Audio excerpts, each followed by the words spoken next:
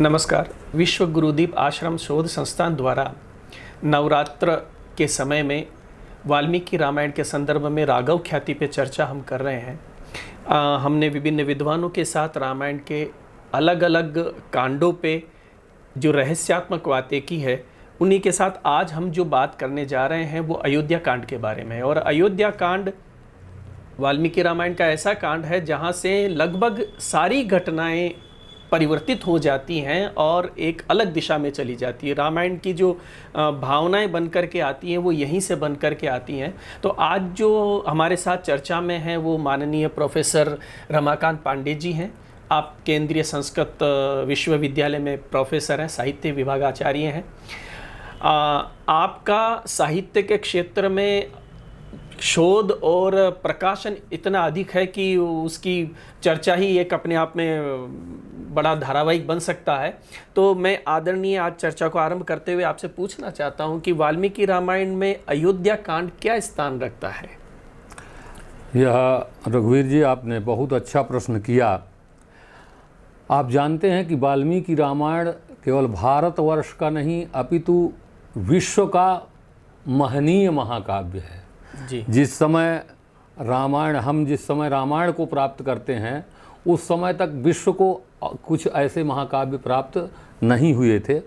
तो वाल्मीकि की जो स्वयं स्फूर्त प्रज्ञा है, उस प्रज्ञा से उन्हें राम कथा प्राप्त होती है। राम कथा इसके पहले भी है, ऐसा नहीं कि वाल्मीकि से प्रारंभ हो रही है। अच्छा। पहले भी है, क्योंकि हमारी जो सनातन परंपरा है वो किसी भी चीज़ को अनंत मानती है और अनादि मानती है। तो अनादि का मतलब है कि वो पहले से भी थी, लेकिन प्रत्येक कल्प में, प्रत्येक युग में उसका नवीकरण होता है या पुनः अभिव्यक्ति होती है।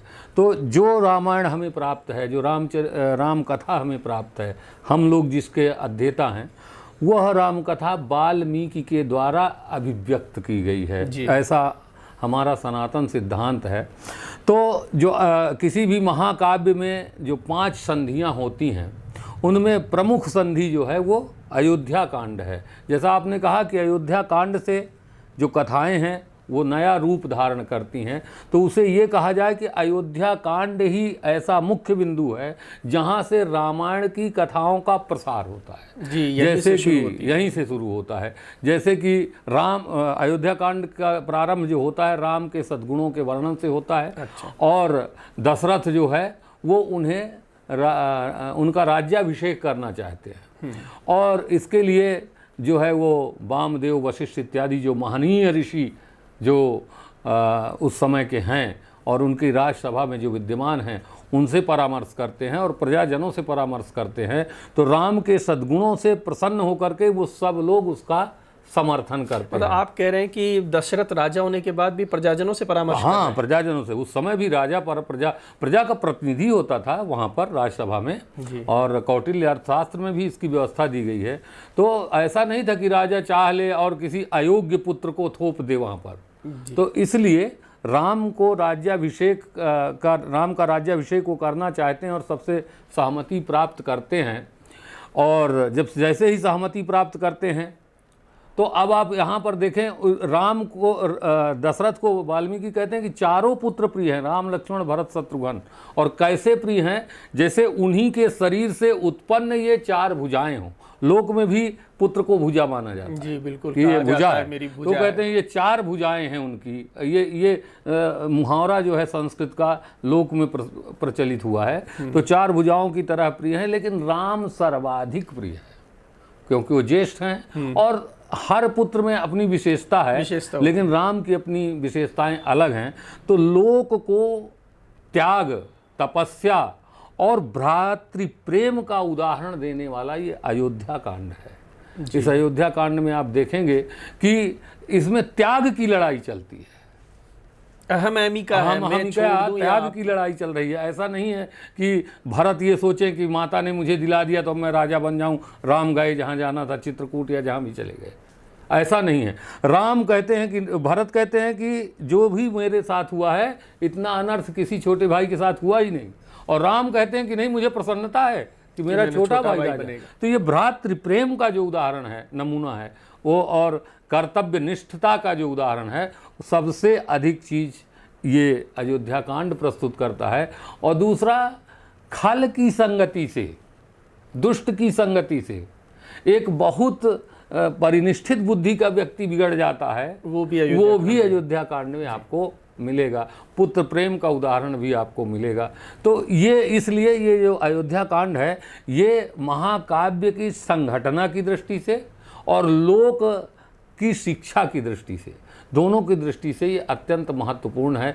ये एक तरह से रामायण की कथा की त्रिवेणी है, जहाँ से कथा आगे बढ़ती है। तो इस तरह से इसका अपनी जगह पर बहुत ही महत्व है। बीच में मंथरा का नाम आया, और इस कहानी को पूरा मोड़ देने वाली ही मंथरा है, जिसने सारी कहानी मोड़ दी राज्याभिषेक की। मंथरा को आप कैसे देख रहे हैं? यह मंथरा जो है वह कैकेयी के मायके से, माने उनके पिता के यहाँ से वो दासी के रूप में आई थी। वाल्मीकि बहुत अच्छा कुछ प्रश्न यहाँ उपस्थापित करते हैं कि अयोध्या में तो इतना दुष्ट आदमी पैदा हो ही नहीं सकता, ये मंथरा कौन है, कहाँ से आ गई? तो मंथरा जो है वो एक दासी है, और वह जो दासी है वो आई है कैकेयी के मायके से। कैकेयी का विवाह जो है दशरथ से बहुत बाद में होता है। तो वो जब दासी बन करके आती है तो उन दासियों का कार्य होता है कि अपनी स्वामिनी की रक्षा करे। तो वास्तव में कैकेयी को पता नहीं था, क्योंकि राज्यसभा में जो निर्णय होते हैं वो सब कुछ महारानियों को उसी वक्त बता दिए जाएं, ऐसा तो था नहीं।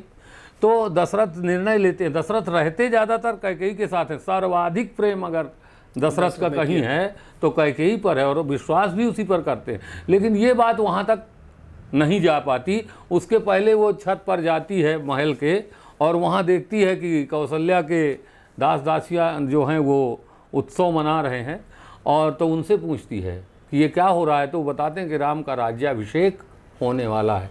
और ये शब्द सुन कर के मंथरा दुखी हो जाती है। वो कहती है कि मतलब राम का राज्याभिषेक अगर हो गया तो जो कौशल्या है उसके तो बल्ले बल्ले हो जाएंगे, बहुत, वो राजमाता बन जाएगी।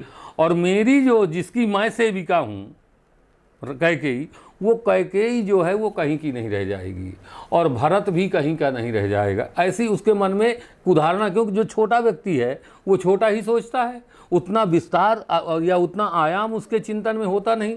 तो वो जा कर के कैकेयी से फिर कहती है कि मतलब ये जो आप घटना होने जा रही है, माने राम का राज्याभिषेक, वो राम का राज्याभिषेक छोटी मोटी घटना नहीं है, तेरे जीवन को बदल देने वाली घटना है। और भरत कहीं का नहीं रह जाएगा, वो बन बन भटकेगा, और तुम्हें जो है इसका विरोध करना चाहिए, ये वो कहती है। लेकिन कैकेयी को कोई फर्क नहीं पड़ता। क्यों? सत्कुलोत्पन्ना महारानी है कैकेयी, शिक्षित है, ऐसा नहीं है। तो लेकिन कहते हैं कि जब फोड़ा जाए तो फोड़ते फोड़ते पत्थर भी फूटता है। तो आप देखेंगे कि 3-4 अध्यायों में इसने मंथरा का ब्रेन वॉश करती है, मंथरा कैकेयी का। और कैकेयी जब प्रसन्न हो करके कहती है कि बहुत अच्छा है, वो तो मुझे भरत से ज़्यादा प्रिय है राम।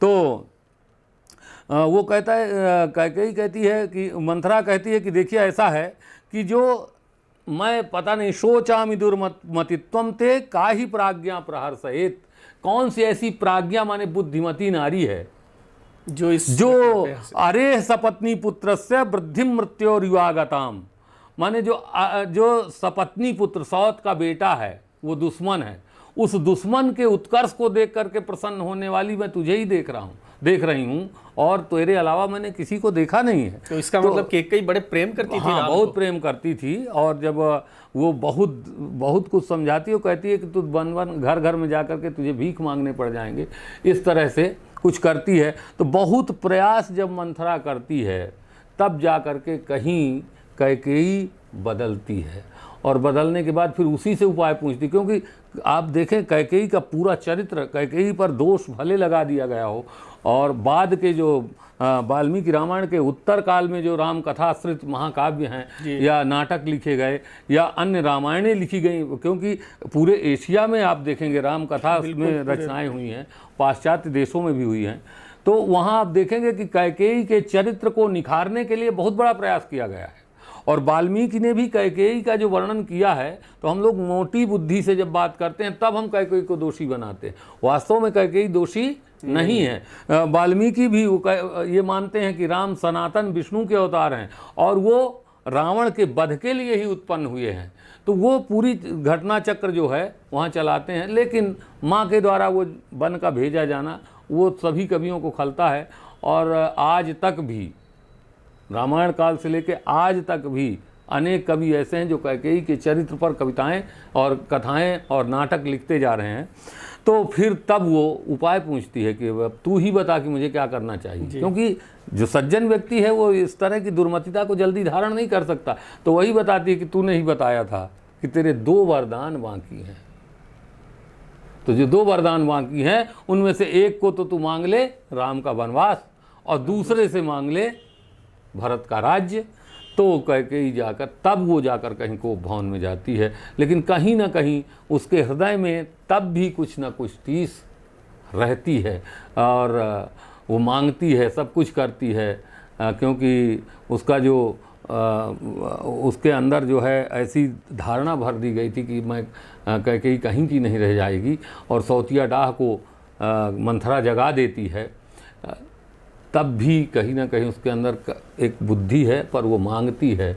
और ये सब कुछ जो छल हुआ उसके मूल में कहीं ना कहीं मंथरा है, मंथरा का चरित्र है। तो यही इसकी, तो ये मंत्रा थी जिसने कैकेयी के निर्णय को बदला, अन्यथा कैकेयी तो एक कैकेयी खुद कुछ नहीं करने वाली। बिल्कुल बिल्कुल, क्योंकि कैकेयी भरत से कहीं अधिक राम को मानते हैं और मानती है, और राम भी कैकेयी को बहुत अधिक स्नेह करते हैं। मैं भास की एक पंक्ति कोट करना चाहता हूँ। महाकवि भास का जो अभिषेक नाटक है, उस अभिषेक नाटक में जब कंचुकी आकर के सूचना देता है कि आपको वनवास दे दिया, अनर्थ कर दिया कैकेयी ने, तो अब जो है आपको जहाँ राज्याभिषेक हो रहा था वो राज्याभिषेक ना हो करके और आपको तो वन जाना है, और वो बहुत नाट्य संघटना की दृष्टि से वो उसका प्रयोग करते हैं।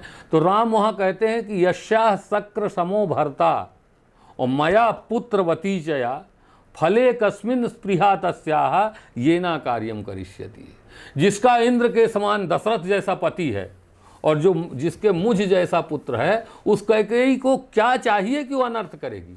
जी, ये रामायण के कई अध्यायों का सार लेकर के भास उपस्थापित बिल्कुल करते हैं। वो खुद को उनके बेटे के समान रख रहे हैं, तो प्रेम देखा है उन्होंने तो कहा कि कैकेयी जो करेगी वो अनर्थ नहीं करेगी। तो राम का कभी भी आप देखेंगे अविश्वास नहीं होता। रामायण में भी जब भरत उनको कुछ कैकेयी के विरुद्ध कुछ बोलने को तैयार होते हैं तो राम डांटते हैं, और राम कहते हैं कि वो अनर्थ नहीं कर सकती क्योंकि वो माँ है मेरी, और तुम्हें ऐसा नहीं कहना चाहिए। और जब भरत परित्याग कर देते हैं तो राम बहुत समझाते हैं और पुनः उन्हें स्वीकार करने की बात भी वो करते हैं। तो इस तरह से हमारी जो लौकिक दृष्टियों में भी जो लोग, ये हमारे रोज़मर्रा के व्यवहार की ये कथाएं जो है हमें ज़िंदगी जीने की शिक्षा देती हैं। जी बिल्कुल, महाकाव्य कोई पोथी नहीं है, ये हम कैसे जिएं और जब परिस्थितियां आ जाएं तो कैसा निर्णय ले, हमारा व्यवहार कैसा हो, वो सब कुछ हमें जीना सिखाते हैं ये। तो आप देखेंगे कि राम कितने उदार हैं, और उस उदारता में डूबकर भरत भी उतने ही उदार बन जाते हैं। और कहीं फिर भरत का तो चरित्र इतना व्यापक और इतना उत्कृष्ट हो जाता है कि राम का चरित्र भी भरत के चरित्र के सामने बौना दिखने लगता है। बिल्कुल सही कह रहे हैं आप।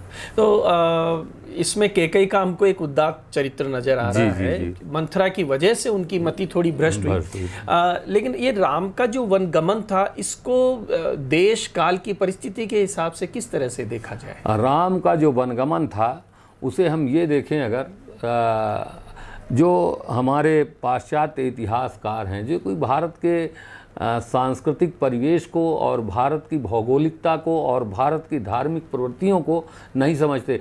4 किताबें पढ़ करके हम किसी देश को या 2-4 काम देख करके किसी व्यक्ति को नहीं समझ सकते। उसके लिए हमें उसके साथ रहना होगा। तो पाश्चात्य इतिहासकार जो हैं वो कहते हैं कि भारत जो है छोटे छोटे टुकड़ों में बटा था, ये था वो था, ऐसा कुछ नहीं था। जो हम ठीक है छोटे छोटे राज्यों में हम बटे रहे होंगे, लेकिन हमारी सांस्कृतिक एकता आज भी अगर आप देखें तो कश्मीर से कन्याकुमारी तक अक्षुण है, बिल्कुल एक है। अक्षुण एक जैसे चलती है। आप जाकर कन्याकुमारी में बैठिए तो वही सब चीज़ आपको दिखेगा जो कश्मीर में दिखेगा। तो राम ने राष्ट्र को एक सूत्र में बांधने का कार्य किया इस वनगमन के माध्यम से। दूसरा, जो भील थे, जो किरात थे, जो जंगल में रहने वाले आदिवासी थे, उन्हें उन्होंने एकत्रित किया, एक किया। आप देखें कि जो बानर और भालुओं की सेना है जी, उन्होंने अगर हम आज के पर्यावरण की दृष्टि से भी देखें, आज के प्राणियों की उपयोगिता की दृष्टि से भी देखें, तो वो ये शिक्षा दे रहे हैं कि मतलब प्रत्येक प्राणी कहीं ना कहीं हमारे लिए उपयोगी है। और राष्ट्र को उत्तर से लेकर के दक्षिण तक उन्होंने पूरा एक सूत्र में बांध दिया। और कई जो संस्कृतियां हैं हमारे देश की, हम अनेकता में एकता और एकता में अनेकता हमारे देश में है। कई भाषाएं हो सकती हैं, लेकिन उनका उत्स, उनका स्रोत एक है। उन सब संस्कृतियों से गुजरते हुए राम ने जो है राष्ट्रीय एकता का सबसे बड़ा उदाहरण प्रस्तुत किया। मैं तो कभी कभी सोचता हूं कि उस समय भारत में जब राम जिस समय गए होंगे, आप देखें विशाखापट्टनम वगैरह, या जो आंध्र में आप जाएं तो आज भी वहाँ कई स्थान ऐसे मिलते हैं जहाँ कि राम आए थे, ऐसा धारणा है। और ऐतिहासिक वो लोग मार्ग भी वही है, मार्ग भी वही है। तो उस समय जाकर के जो भाषिक परिवेश आज का है वो उस समय भी कुछ रहा होगा। तो कैसे उन्होंने समन्वय कैसे बिठाया उन्होंने। हमारा जो श्रृंगेरी है उससे थोड़ी दूर जाइए तो किष्किंधा है, वहाँ पर वो किष्किंधा आज भी उसी तरह से विद्यमान है। तो वहाँ जा करके किस किस तरह से उन्होंने वार्तालाप किया होगा और किस तरह से सबको प्रभावित किया होगा जी। तो राम ने जो राष्ट्र की जो एकता है उसको एक सूत्र में बांध करके ये संदेश दिया कि हम सब भले कितने भी दूर रह रहे हैं, भाषा की दृष्टि से हम भले ही कुछ भी हों, लेकिन जो हमारी सांस्कृतिक विरासत है और जो सांस्कृतिक परिवेश है उससे हम एक हैं। एक सूत्र तो उन्होंने ये दिया। और दूसरा, हनुमान जी के चरित्र में सुंदरकांड में आप देखिए कि जब हनुमान जी आते हैं तो वो बातचीत करते हैं उनसे संस्कृत में, और लंका में भी जाकर के वो चिंतामग्न हो जाते हैं। यदि वाचम प्रदास्यामि द्विजातिरिव संस्कृताम रावणम मन्यमाना माम सीता भीता भविष्यति।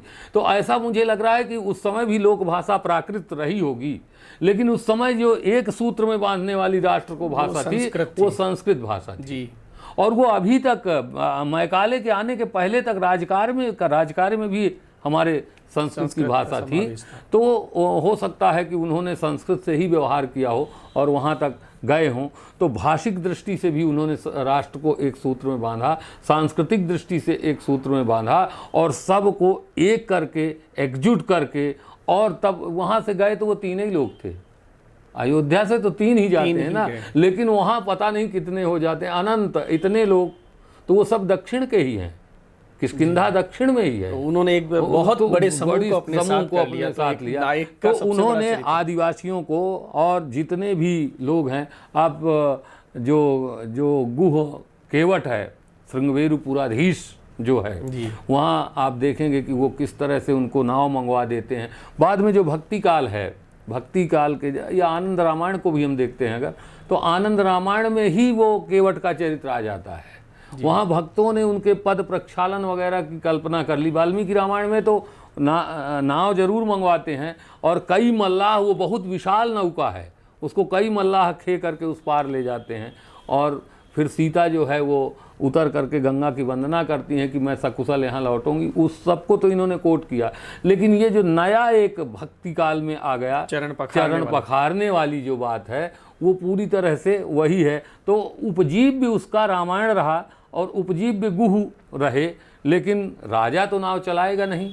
वो रामायण में, वाल्मीकि रामायण में, वो अपने अमात्य को आदेश देता है कि नौका लाओ, लेकिन वहाँ आप देखेंगे कि रामचरितमानस में केवट को बुलाता है वो, और वो केवट आकर के फिर जब पाद प्रक्षालन करता है, तो जो हठ है भक्ति में, देखिए हमारे यहाँ वैर भक्ति भी मानी गई। तो वैर भक्ति में भी भक्ति है। रावण भी राम का भक्त है, कंस भी कृष्ण का भक्त है, क्योंकि जो शत्रु होता है उसके बुद्धि से शत्रु कभी नहीं उतरता, वो 24 घंटे उसी को सोचता है। तो ये जो नई संकल्पनाएं हुई उसमें जनजातीय एकता, भाषिक एकता और सांस्कृतिक एकता, ये तीनों एकताएं जो है वो राम ने स्थापित की और हमारे राष्ट्र का दायरा वहाँ तक है, ये उन्होंने सिद्ध भाषिक की दृष्टि से तो एक तरह से कम्युनिकेशन की जो लैंग्वेज थी वो संस्कृत थी उस वक्त। इस समय कोई 2-3 उदाहरण ही जो मिलते हैं तो मुझे तो यही लगता है कि उस समय भी संस्कृत, और आज भी हम उधर की भाषाओं को देखते हैं तो संस्कृत शब्दनिष्ठ है। हाँ बिल्कुल सही है। और हम लोग तो जाते हैं तो संस्कृत ही बोलते हैं। जी बिल्कुल। और मैं तो दुकान वालों से भी संस्कृत में अगर कुछ कहता हूँ तो वो समझ जाते हैं, क्योंकि हमारे परिसर हैं और मेरा दक्षिण जाना होता रहता है। तो मैं कभी कभी मजाक में भी उन दुकान वालों से संस्कृत जब बोलता हूँ तो धौत वस्त्रम देही, ऐसा मैंने एक बार धोती मांगा तो उन्होंने तुरंत निकाल के दे दिया। अब पता नहीं उनकी भाषा में धौत है कि नहीं है, मुझे पता नहीं, लेकिन वो जान गया कहीं न कहीं जुड़ा हुआ, कहीं न कहीं जुड़ा हुआ। तो इन्होंने जो राष्ट्रीय एकता का पाठ पढ़ाया राम ने, उसी से कहीं ना कहीं हम लोगों का मार्ग प्रशस्त हुआ। और आज हम, राम की ही देन है कि आज हम एक सूत्र में, एक देश में, एक राष्ट्र में निवास कर रहे हैं। बिल्कुल।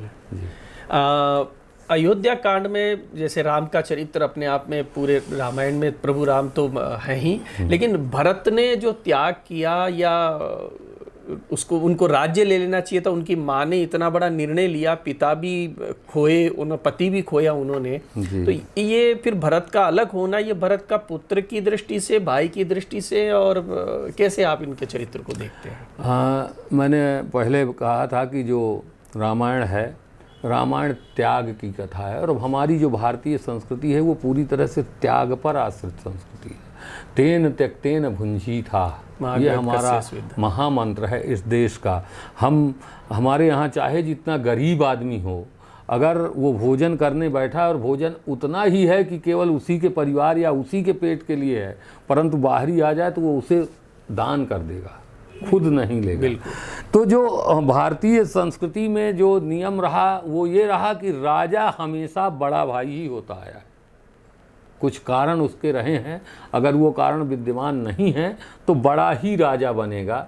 लेकिन जो कैकेयी ने जो 14 वर्ष का वनवास राम के लिए मांगा, 9 पंच च वर्षाणि दंडकारण्यमाश्रिता इत्यादि कह करके उन्होंने कहा कि 14 वर्ष राम दंडकारण्य में निवास करें, वन में निवास करें, और भरत जो है अकंटक राज्य का भोग करें। और उस समय भरत वहाँ नहीं है, वो ननिहाल में है। जब वो आते हैं तब दशरथ परलोक जा चुके थे, वो दिवंगत हो चुके थे, और उन्हें जब पता चलता है तो वो अपने माँ पर बहुत क्रोध करते हैं और वो कहते हैं कि मैं संसार का सबसे अभागा व्यक्ति हूँ कि मैं तेरे गर्भ से जन्म लिया। उसका कारण ये है कि जो वंश की, रघुवंश बहुत कीर्तिशाली वंश है, तो जो वंश है उस वंश में ऐसा व्युत्क्रम कभी नहीं आया कि बड़े को त्याग दिया गया हो और छोटा राजा बना दिया गया हो। और तुमने पुत्र मोह में ये व्युत्क्रम उत्पन्न कर दिया और तुमने मुझे राज्य दिलवा दिया, पहली बात। दूसरी बात, वो उस राम को वन भेज दिया तुमने।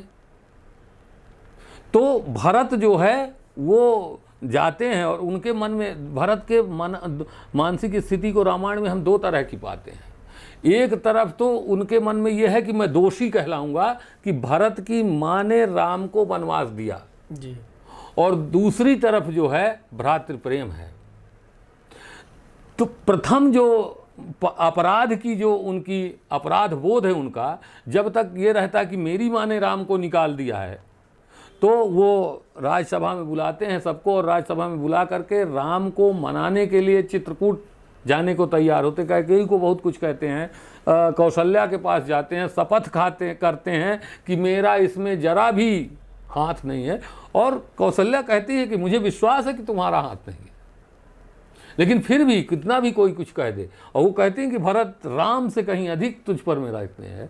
तो वो भरत जो है वो सब कुछ करने के बाद पिता का संस्कार करते हैं, और उसके बाद जब वो राज्यसभा को बुलाते हैं तो उनके राज्याभिषेक का प्रस्ताव होता है।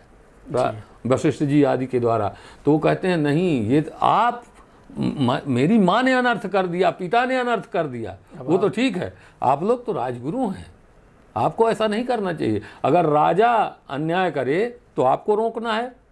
तो अब वहाँ चलते हैं तो कौशल्या कहती है कि रथ आदि से चलो तुम। तो फिर भी तैयार, राम पैदल जा रहे हैं जिस रास्ते से, उससे मैं कैसे रथ में बैठ के जाऊं। और जब वहाँ गुह के पास पहुँचते हैं और बताते हैं कि मैं राम का भाई हूँ, तो वो बहुत बड़ी व्यवस्था करता है, पर ये बता देता है कि राम नगर में नहीं प्रवेश किए, इस पेड़ के नीचे सोए हैं। तो भरत का भ्रातृ प्रेम आप देखिए कि वो वहीं ज़मीन में सोते हैं जैसे वो करते हैं। इसके बाद भरत वहाँ जब पहुँचते हैं तो राम के पास अपराध बोध के साथ पहुँचते हैं। कई अध्यायों में राम और भरत का संवाद वर्णित है कि मतलब राम भरत कहते हैं कि आप अयोध्या लौट चलिए और राजा बन जाइए, लेकिन और जाबाली भी समझाते हैं, वशिष्ठ भी समझाते हैं, बहुत सारे ऋषि मुनि समझाते हैं, पर वो कहते हैं कि देखिए पिता के वचन का पालन करने के अतिरिक्त और मैं कुछ नहीं करने वाला। लेकिन जब भरत देख लेते हैं कि अब मैं ये कहने से कि मैं दोषी हो जाऊंगा, तुम दोषी हो जाओगे छोटी सी बात है। कोई एक व्यक्ति किसी कारण के लिए दोषी होता है और उससे राष्ट्र का हित हो रहा है अगर, तो फिर वो दोष नहीं है, तो तुम दोषी बने रहो। क्योंकि राम का के जन्म का उद्देश्य राजा बनना नहीं है। राम के जन्म का उद्देश्य है रावण और जो अति शक्तिशाली राक्षस हैं उनका वध करके, या परतंत्र है जो हमारा देश या पूरा विश्व आतंकित है जो रावण आदि जैसे लोगों से, उससे देश को मुक्त कराना परम लक्ष्य है उनके जन्म का। तो भरत जब तक अपने को बदनाम होने की बात वहाँ प्रस्तुत करते हैं, राम नहीं मानते।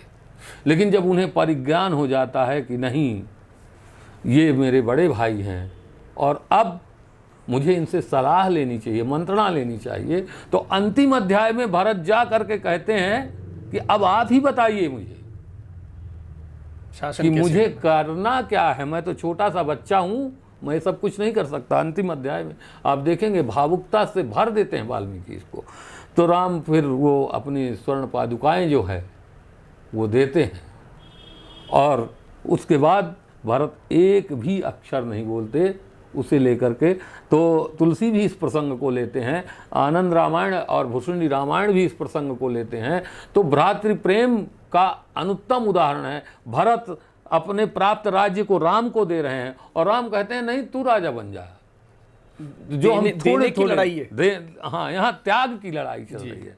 तो फिर अंत में भरत की विजय होती है जब वो अति स्नेह से, रामायण ये संदेश देता है कि जब आप किसी को प्रेम करते हैं तो प्रेम में स्वार्थ नहीं होता कि आप अगर राज्य ले लेंगे तो मेरी बदनामी बच जाएगी, ये स्वार्थ है भरत का जी।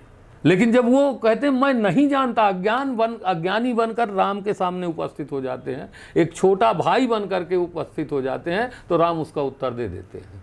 तो दोनों में त्याग की लड़ाई है, भ्रातृ प्रेम की लड़ाई है, ऐसा और आपको मिलेगा नहीं। राम में जो रामायण में आप देखेंगे कि सत्य की लड़ाई चलती है और महाभारत में आप देखेंगे तो वहाँ धर्म की लड़ाई चलती है। रामायण का सत्य और महाभारत का धर्म, ये दोनों महाकाव्यों की, जो भारत के अद्वितीय महाकाव्य हैं, विश्व में ऐसे महाकाव्य इतने बड़े कहीं भी और नहीं लिखे गए। पाश्चात्य देशों में आप ग्रीक वगैरह में ओडिसी वगैरह को देखेंगे, वहाँ भी एक महिला का ही हरण होता है, लेकिन उनकी संस्कृति अलग है और वो हमसे बहुत बाद की रचनाएं हैं। क्योंकि जब हम रामायण लिख चुके थे तो हमारा वैदिक साहित्य आ चुका था, तब तो मुझे लगता है कि वहाँ वो आदिवासी ही रहे होंगे, उनको अक्षरों का भी ज्ञान नहीं था। लेकिन फिर भी कहीं ना कहीं हमारी अनुकृति से या उस समय की जो टेलीपैथी प्रकृति जो कराती है, उससे कहीं ना कहीं बाद में हमारे 2-2.5 हज़ार साल बाद वहाँ कुछ रचनाएं होती हैं। तो पूरे विश्व को भ्रातृ प्रेम का सबसे उत्कृष्ट संदेश अगर कोई देता है तो भरत और राम का चरित्र देता है, और आज भी उसकी प्रासंगिकता बरकरार है। जब भी हम कहीं उदाहरण देते हैं तो भरत जो है उपस्थित होते हैं, राम उपस्थित होते हैं, और भरत और राम कहीं नहीं है, हम आपके भीतर आज भी वो बसते बसे हैं। ये चारित्रिक विशेषता इनकी है। आपने कहा महाभारत और रामायण जो महाकाव्य हैं, श्रेष्ठ महाकाव्य, फिर ये हमारे दैनिक जीवन से दोनों ही ग्रंथ अब देखने को नहीं मिलते हैं। मतलब घरों में इनका पाठ हुआ या इनका अनुकरण हुआ वो मिल नहीं रहा है। तो इसको कैसे, समाज को क्या संदेश होना चाहिए? आप देखें, हमारी जो संस्कृति है, भारतीय संस्कृति, हमारे यहाँ ये माना जाता है आत्मा वही जायते पुत्र, माने कोई भी पिता वही अपने पुत्र के रूप में उत्पन्न होता है। पिता ही पुत्र बन के, पिता ही पुत्र बन के। इसका मतलब ये हुआ कि जो हमारे पूर्वज हैं वो भी हमारे रूप में विद्यमान हैं। हमारी माँ हम में है, हमारी पितामही हम में है, हमारे नानी, हमारे नाना, हमारे जितने भी पूर्वज हैं। अच्छा, वो वैज्ञानिक सत्य भी ये है, जब हमारा कुछ परीक्षण किया जाता है, DNA टेस्ट में वो आता है। तो रामायण का पाठ कितना हम करते हैं वो हम भले रोज ना करते हों, लेकिन रामायण हमारे आसपास है, रोज है, नित्य है। हम रामायण और महाभारत में ही जीते हैं। एक उदाहरण मैं आपको दे दूं कि आज जब पुत्र जन्म लेता है गांव में, और आप जा कर के देखें तो जो पुत्र जन्म लेगा तो हमारे यहाँ कोई पुत्र नहीं हुआ करता, राम जन्म लेता है जी। महिलाएं, जो सौभाग्यवती महिलाएं हैं, वो गीत गाती हैं, और उन गीतों में वो पुत्र नहीं पैदा हुआ बल्कि राम पैदा होता है। संदेश वो जो स्त्री है, वो स्त्री किसी व्यक्ति विशेष की पत्नी नहीं होती, वो राम की माता होती है, कौशल्या होती है। प्रत्येक माँ में कौशल्या है और प्रत्येक पुत्र में राम है। आप उन गीतों को सुने। इसके बाद जब वो बच्चा बढ़ता है थोड़ा सा, और जब विवाह होता है, तब उस प्रसंग को भी आप देखें अगर, तो जब जिस नगर में बारात जाती है, हमारा अद्वैत कितना उत्कृष्ट है कि जब तक शादियां तय होती हैं तो हम ये कहते हैं कि जयपुर का लड़का है और जोधपुर की लड़की है, उदाहरण के लिए जी। लेकिन जब हम बारात जाते हैं तो जयपुर अयोध्या बन जाता है और जोधपुर जनकपुर बन जाता है। वो पुत्र राम बन जाता है और वो पुत्री सीता बन जाती है। ये पिता दशरथ बन जाता है और वो पिता जनक बन जाता है। और वो जो लोक है वहाँ राम जागृत होते हैं।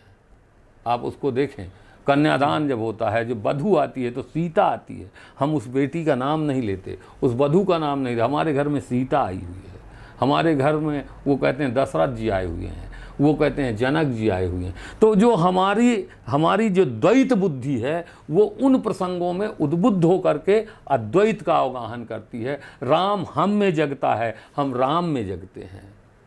ये स्थिति आज भी लोक में है। और जब अंत काल आता है, जब हम मृत्यु को प्राप्त करते हैं, तो हम खत्म होते हैं, हमारा शरीर खत्म होता है, लेकिन राम खत्म नहीं होता। हम उस समय भी ये ढिढोरा पीटते हैं कि राम नाम सत्य है, अर्थात राम सत्य का मतलब नित्य है। ये जो हमारे अंदर जो राम था वो पुनः यहीं कहीं समा गया है। ये जो शरीर है अनित्य तत्व का से निर्मित, ये भले समाप्त हो गया है, लेकिन राम पुनः कहीं आकर के हमारे बीच में बसा हुआ है। तो राम हमारे जीवन में बसे हैं, परिक्रमा प्रतिदिन उनकी हो रही है, रोज़ उनके चरित्र का हम अनुपालन कर रहे हैं और वो हमसे दूर नहीं होते। एक चीज़ और है, भगवान जो होते हैं, भगवान से हम लोग डरते हैं जी, कि कहीं हमसे कोई गलती ना हो जाए, और हम इतना डरते हैं कि जूते खोल के और जाते हैं। और कभी संकल्प कर दिए कि महाराज आपके यहाँ सवा मणि करेंगे या कुछ भी करेंगे और नहीं कर पाए तो भयभीत होते हैं कि क्या बताएं, पैसा नहीं है। हमने उस समय कह दिया था कि ऐसा करेंगे, कहीं भगवान नाराज ना हो जाए। लेकिन हम राम से नहीं डरते जी, क्योंकि राम जो है वो हम में इतना रच बस गया है कि वो भगवान होकर के भी भगवान नहीं लगता, हमें अपना सखा लगता है, अपना गुरु लगता है, अपना बंधु लगता है, अपना भाई लगता है। और उस चरित्र से हम शिक्षा लेकर के अपने ज़िंदगी की यात्रा को, जीवन की यात्रा को पूरा करते हैं। तो राम पाठ पर आश्रित नहीं है। राम का चरित्र, राम किसी पाठ के लिए, राम के चरित्र को कोई पाठ जीवित भी नहीं कर सकता, क्योंकि हमारी अंतरात्मा में राम बसा है, हमारी अंतरात्मा में सीता बसी है। या हम यूं कहें कि राम ही हमारे रूप में अभिव्यक्त हुआ है। जैसे मैंने कहा कि आत्मा वही जायते पुत्रः, तो कहीं ना कहीं वही चरित्र हमारे रूप में उत्पन्न हुआ है। तो राम न कल समाप्त हुए थे, ना आज समाप्त होंगे जब तक ये देश रहेगा। इसीलिए वो कहते हैं कि ये कथा जो राम की कथा है, ये जब तक ये धरती है, यावत गंगा च गोदा चा, जब तक गंगा है, गोदावरी है, ये पृथ्वी है, ये पर्वत हैं, ये भूमंडल है, तब तक ये राम कथा पूरे लोक में प्रचलित होती रहेगी। और ये केवल भारत में नहीं सिखाती, पूरे विश्व को भ्रातृ प्रेम का और किसके साथ पितृ प्रेम का और परित्याग की जो कथा है उसको वो सिखाती चली जाती है। तो इसलिए राम हमारे साथ आज भी हैं, ये मेरा परम विश्वास है। जी, ये राघव ख्याति वस्तुतः यही राघव ख्याति है हमारे जीवन में। जैसा कि प्रोफेसर साहब ने बताया कि हमारे जीवन में राम बसे हुए हैं, और आखिरी में तो आप ये भी कह रहे हैं कि वस्तुतः हम ही राम के रूप में अभिव्यक्त हो रहे हैं। तो हमारे समाज को पुनः जो पाश्चात्य शिक्षा का थोड़ा बहुत प्रभाव आ रहा है, उनसे हट करके एक बार वापस से वाल्मीकि की तरफ हमको जाना चाहिए। दूसरा, आपने जो एक बहुत मार्मिक बात कही कि हमारे विवाह शादियों में जो गीत गाए जाते हैं उनमें कहीं ना कहीं हमको राम जानकी दिखाई देते हैं। तो वही हमारा संबंध है, वही हमारा शाश्वत प्रेम है इस संस्कृति के साथ, उसे बनाए रखें। और इसी तरह भगवान के हम वाल्मीकि रामायण के माध्यम से भगवान के चरित्र को पहचानें। आज की चर्चा बहुत ही गंभीर रही। आपका बहुत बहुत धन्यवाद। नमस्कार।